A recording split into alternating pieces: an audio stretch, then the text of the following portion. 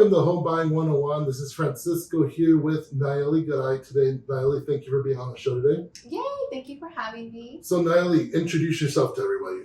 So my name is Nayeli Garay. I am 31 years old and I've been in the industry for 4 years now. What's your astronomical sign now? You told us your age. I don't think anyone has ever told us their age. I'm proud. I'm a Libra, but I don't know what that means. I don't follow that stuff. The way you introduced yourself, I was like, might as well just tell us your astronomical sign. So, Nayeli, how long have you been in the industry? Okay, so I've been in the industry for 4 years now, coming in April. My first year in the industry, though, I was an assistant to a team lead, top producer. And then the next year, I was still part of her team, but I was closing under my name. But I think it was like a blessing to be part of a team just because I learned so much. And then down the road, I ventured off on my own. And what do you love about just being a loan officer in this real estate industry, everything? I love everything about it. It can get very stressful, but honestly, I think just knowing that you're helping families get into homes, and a lot of people, it's the hardest thing, and a lot of people think they can never be homeowners, and then when you talk to them, it's like completely opposite. It's like you're actually ready to start now. So I think it's very fulfilling to see family actually just get into a home. Of course. Okay. So first of all, we always start our episodes talking about what the market looks like this week. So thank you to Johana and Jorge from AZ & Associates for these numbers. So active, we've got about 15,588. Coming soon, we're looking at 576. With pending, about 9,062. Median list price this week is $485, and we're looking at a median sold price of $435,000, and days on market, 62 days on the market. So Nayeli, with a median sold price of $435, what would pricing look like this week? What would rates or a monthly payment look like this week? Yeah, so this week we have seen a fluctuation on rates. They go down, they go up, and it's just kind of been going on and on for the past week or so. But if we're considering a purchase price of $435,000 for an FHA loan, you're going to be at a 5.75 interest rate with a 700 credit score. And this will put your monthly payment at about $24.92. And if we were to go with a conventional loan, we're looking at a 6.3, and your monthly payment would be about $26.24. And again, this is obviously considering a 700 credit score, and all of these things could change depending on your particular situation. So of course, rates are always changing. Yeah. So of course, reach out to you to get an actual accurate pricing on everybody's individual situation. Yeah, of course. And running your credit is not going to affect you, but really with your credit score and your income, the type of loan we're doing, that's how we're really going to determine what your payment's going to look like. Of course. So with this being Home Buying 101, Nayeli, we've talked about the contract being submitted by the realtor. So I wanted to have you on the show to talk about what happens now that a contract's submitted on the lender side. Yeah, so first of all, yay, you're under contract. So basically the title company and the listing agent and the buyer's agent is going to send your contract to your lender. Once your lender receives that, then your process to get your loan to clear to close or final approval it starts. So we're going to submit it to the underwriting team so that they can verify everything that your lender should have already verified, but like on steroids. They're going to make sure that your credit is still good. They make sure your income is still aligning. And then from there, hopefully we'll move forward into our final approval. In the meantime, the appraisal gets ordered, the inspection gets done, and any updated documents get requested that are needed. And so all of that can take anywhere between 20 to 30 days. Okay. So when you say updated documents, they've already submitted the documents at pre-call, but what are the updated documents you guys usually request? Yeah, so updated documents are always going to be your most recent pay stubs. The biggest thing is also going to be your bank statement. And even if your bank statement is not fully ready yet from like the prior month, you're still going to need like a transaction history showing that your earnest money deposit came out of your account or wherever it came out of. We're going to want to source that. But other than that, I mean, the underwriter is going to ask for whatever the specific situation is. Okay. So when you say bank statements, I can get on my phone and just screenshot you what my bank statements look like, right? No, don't do that. Don't send screenshots. I've actually had somebody send me a picture of their computer screen with like page by page, I guess. And I'm like, can you just download it? And you don't need the blank pages, right? You need everything. So if your statement is 7 pages and the last 6, like page 6 and 7 are blank, send it anyways. The underwriter's gonna say this is page 4 of 7. We need to have all pages. So of course, I just say that. I know because I hear it every day by you guys. It's just like we need the bank statements and we need all 7 pages. Yes. Doesn't matter. Yes, download the PDF. And we don't need screenshots. We need the actual PDF. Yes. That's funny. It happens more often than you think. And that's why I'm asking, because I know that that's one of you guys' pain points is clients will just either screenshot you, send you snippets, and it's just... And it's funny because a lot of clients think like, well, I don't want to show you my entire history. And let me just clear it out. We don't care about your history.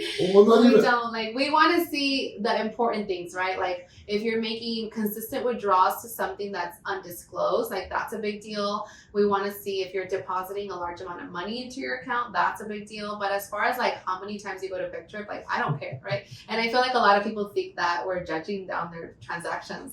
We don't care. How many times they go to Starbucks? If they only knew how many times you went to Starbucks. Yeah, then you would judge me. If they only knew Nayeli goes to Starbucks every 3 hours. We don't need to get there. So of course, I mean, you need full statements. And then, like you said, you don't want any. I guess I'll let you talk about this. What not to do? I guess once you go on a contract. Okay, so I thought about this and I came up with 2 big things that continuously they're just big factors. One of them is, like we talked about, do not make large deposits into your account. And so it's very common for people to save cash. Even when people get paid direct deposit, sometimes they'll take money out just because they prefer having cash around. And that's fine, but when you're going to get ready to buy a house, it's important to deposit that amount into your account. But if everything is moving quickly, then it's important to talk to your loan officer so that they can advise you on how to get money into your account without raising any red flags from the underwriter. So while you're under contract, even though you already submitted your bank statement and you're like, okay, I already submitted my bank statement, now I can deposit $10,000 that I have cash under the couch. Don't do that because, like I said, we might need a transaction history to show your earnest money or whatever the case is. You really just never know what the underwriter is going to ask, and we don't want to run into issues. So cash is a really, really big thing. Like, do not deposit large amount of cash. And by large, I mean like anything above $1,000. I always say talk to your loan officer. Okay. And then you said there was another one. So yeah. So the second one is going to be your income. So make sure that if your loan officer is qualifying you with 40 hours a week, that you are very consistent with your 40 hours a week. It's very common for people to be like, oh, well, I only worked 38 hours or 35 hours or whatever. And that really throws off your income and it makes the bank question, do you really work your 40 hours a week? And obviously paid time off doesn't count. Like that's time that you're getting paid off, or even holiday that's paid off. But if you just didn't show up and the employer is not going to pay you, it could very much affect your qualification. Because it shows up, I'm guessing, on the pay stub that you only worked 38 hours the last pay period. Yeah, and then even if you for sure always work 40 hours and this was just a one time, like now we might need an additional verification from the employer to confirm that you do work your 40 hours. And also with overtime, like if your loan officer is qualifying you with overtime because you usually work overtime, but then all of a sudden you don't want to work overtime anymore, like it could be decreasing overtime, and that could also have an impact on your qualification. So I think that it's just very important to be very mindful. Like this is how I'm qualified. I'm going to try to work this hours or this amount until you get your keys, for sure. That makes sense. So work your hours. Go to work. Go to work. Work overtime. Make more money. You have to buy furniture anyways. Yeah.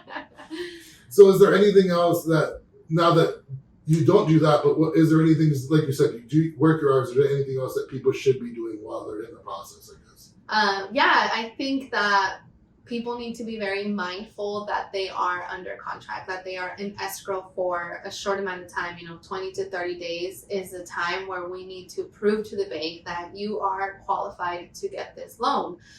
So anything that your loan officer is asking for, it's for a reason. And I know a lot of people get frustrated, or they're like, why are they asking for so much information? Especially with the transaction history. Like, I already gave you my bank statement. That's okay. I don't want it. The bank wants it. And I think we all need to remember that, like, you are asking for a loan that's, over 300,000 or whatever the case is. Like, you want to make sure that you are submitting everything that the bank is asking for in a timely manner. So I think that's something to be very, very mindful about. Yeah, I've talked to a couple of realtors, like lenders, and they tell me the way I explain it to my client when they're like, "Why are they asking me for so much?" Is, would you lend someone $300,000, $400,000, $500,000 just off a whim? No, Exactly. you're gonna do your research. You're gonna figure out, hey, does this person make enough money to pay me back in 30 years, Yeah. or are they responsible enough to do this? Exactly. And my husband used to work at a bank in, what is that place? Fountain Hills. And so their community is a lot of older people. And he said that they would get so upset when he would ask for an ID because they've been banking with Wells Fargo for 30 years. And how can you ask? But at the same time, if you think about it, it's like, if I don't ask you for an ID, you're going to get mad at me because I'm not verifying your information. So it's the same thing with the bank. Like, they're lending you so much money. They want to verify that you are, who you say you are, and that you're bringing in what you say you are. Yeah, I actually think sometimes I go to the bank, especially Wells Fargo. Sorry to talk about Wells Fargo. I walk in, and now that you put in your PIN and you put in your card, they don't ask you for ID. And the first time I did that, I was like, "Do you need my ID? I'm withdrawing money here." Yeah. It's like, "Oh no, you verified your PIN," and I'm in the back of my head, I'm thinking, what if someone just jumped me outside, asked me for my debit card, how much money I have, and asked me for my PIN? They could easily walk in and just say, "Oh, hey, I want to withdraw this much money from this account." Like, they could have I could have been going to the bank and gotten jumped outside. Dude, that's how I feel when we go out to like get a drink and people don't ask me for my ID anymore. I get so offended. I'm like, excuse me, like, I know I'm 31, but like, ask me for my ID. Make me feel young. Yeah.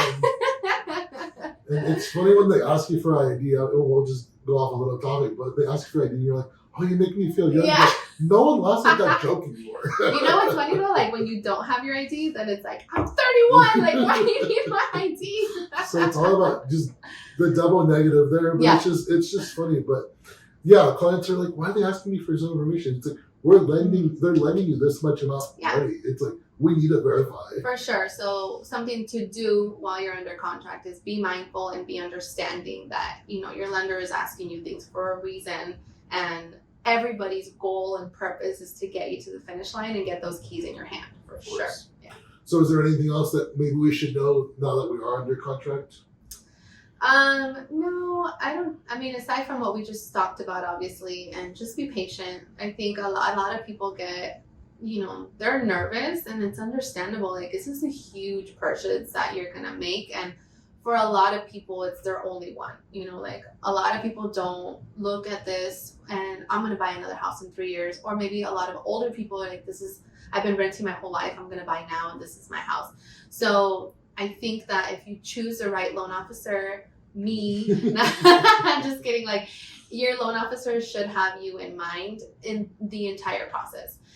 But you should also be very mindful and just remember, like, they're asking me for documents, it's for a reason. Of course.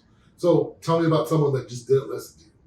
What happened, I guess? They just didn't get the house. Actually, I just closed on a house on Friday, and I wouldn't say they didn't listen to me. I think that he was just under the impression that we were done with the bank statements because he transferred money from Mexico into his account, and it was like $5,400, and so the underwriter wanted to source it, but because it came from Mexico, he didn't have access to his account online. And then it was like, well, now you have to call your bank in Mexico to get something in writing. Like, just remember, anytime that there's a deposit, whether it's cash or sent through Zelle or something, like, we need to source it. We need to know where this came from. Why did they give it to you? Are they expecting you to pay it back? Is it a loan? Where is it from? And we ran into that where we couldn't source it. So, of course, like you said, Zelle, I'm guessing Zelle, Venmo, those, if it's a consistent $200, $300 every month, you kind of need to know, hey, where is this? What's going on here? But if it's an occasional Venmo between friends, like a 20 or 30 or 40 or $200 transaction, just randomly, those are kind of just, it's just it wouldn't matter. Yeah. And what's funny is when it comes to bank statements, I know I mentioned that, like, we don't really care what you're spending your money at, but what we are looking for is, like, consistent withdrawals that are coming out. So, for example, we had somebody who had a car payment come out, and that car payment was not listed on their credit report. So that's like a red flag. Like, why are you paying a car that's not on your credit report? Because I'm not accounting for this as your debt. And so the person was like, oh, I just paid it for my mom that 1 month. And it's like, okay, cool. But then if we get the next month of statement and it's still there, now that raises a question, like, are you really just paying it that 1 month? So it's the things like that's up to the loan officer, though. The loan officer needs to be very mindful of that stuff, but you also need to be very honest with them. Like, if you do have debt that's not disclosed on your credit report, I almost feel like it's always going to come out. So, like, it's better to just be in front of it and be honest than to wait for, things to get crazy. You've gotten the contract, and like you said, you're going to do a couple of things. So what's kind of like the timeline? Like, so you get the contract. How soon do you, after you get docs, do you order appraisal? Do you go into final disclosures and closing? Yeah, so the appraisal in this market is taking a bit to order, only because, and this might change soon, but like right now the buyers have the upper hand. So right now buyers are doing their inspection on their home. They are negotiating repairs. They are, making sure that the seller's going to take care of these things. And then when they give me the green light, repairs are taken care of, we want to move forward, then I basically order the appraisal. So that can take anywhere between 5 to 10 days, depending on their inspection period. And then how long does it take for the appraisal to come back after that? The appraisal usually gets back, I want to say, like a week and a half after we order it.